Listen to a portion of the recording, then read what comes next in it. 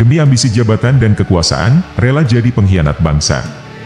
Oleh Sholihin MS, pemerhati sosial dan politik.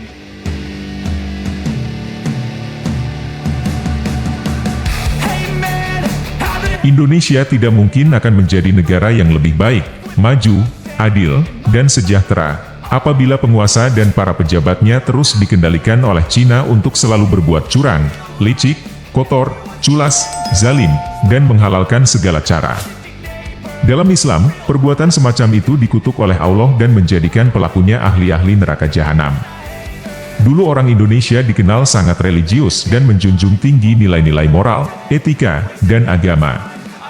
Tapi sekarang semuanya sudah luntur, sudah berubah. Memang banyak muslimnya dan bahkan banyak yang lulusan pesantren atau sarjana agama. Tapi mereka sudah dikendalikan oleh nafsu duniawi. Demi memuaskan hawa nafsu, mengejar dunia, memperoleh jabatan tertentu dan kekuasaan, agama telah dipermainkan, diinjak-injak semaunya. Selama ini Allah sengaja membiarkan kejahatan di Indonesia merajalela, karena sebagai hukuman dunia atas perilaku umat Islam sendiri yang tidak peduli kepada agamanya. Pemimpin bejat lahir dari rakyatnya yang bejat. Kalau rakyatnya justru membantu kezaliman penguasa pendusta dan zalim, bagaimana Allah akan menolong umat Islam? Kalau orang Islam yang paham agama, membantu dan mendukung pemimpin pendusta dan zalim itu dosa besar dan di akhirat tidak akan diakui sebagai umat Rasulullah Shallallahu Alaihi Wasallam. Sabda Nabi Shallallahu Alaihi Wasallam, dengarkanlah. Apakah kalian telah mendengar bahwa sepeninggalku akan ada para pemimpin pendusta dan zalim? Siapa yang masuk kepada mereka, lalu membenarkan kedustaan mereka dan menyokong kezaliman mereka, maka dia bukan golonganku, aku juga bukan golongannya. Dia juga tak akan menemuiku di telaga. Hadis riwayat Tirmidzi, Nasai dan Al-Hakim.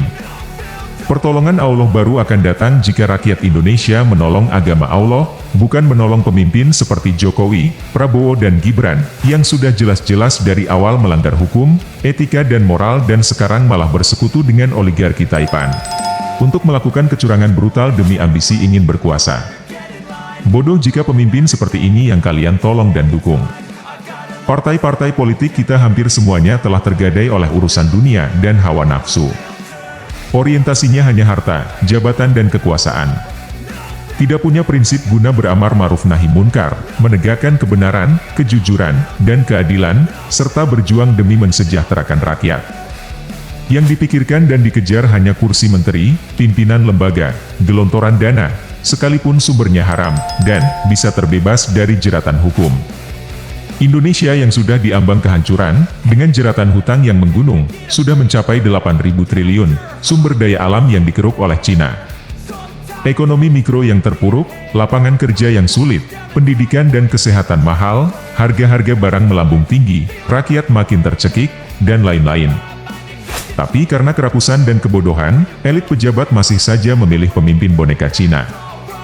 Hanya dengan perubahan secara radikal, Indonesia bisa terselamatkan dari bencana keterpurukan. Tapi para pengkhianat bangsa ini, terus menghalangi untuk terjadinya perubahan dan perbaikan negeri. Rezim Jokowi selama 10 tahun, telah membawa Indonesia mundur jauh ke belakang dalam segala bidang. Hanya infrastruktur yang dikendalikan Cina, yang terus dibangun Jokowi. Termasuk pembangunan IKN. Hanya untuk kepentingan Cina, bukan untuk rakyat Indonesia. Sayangnya, para elit penguasa telah tersandera oleh oligarki Taipan dan Cina komunis, sehingga mereka telah jadi budak-budak Cina, yang terus menghambat kemajuan, keadilan, dan kemakmuran rakyat Indonesia. Mereka adalah para pengkhianat bangsa dan negara.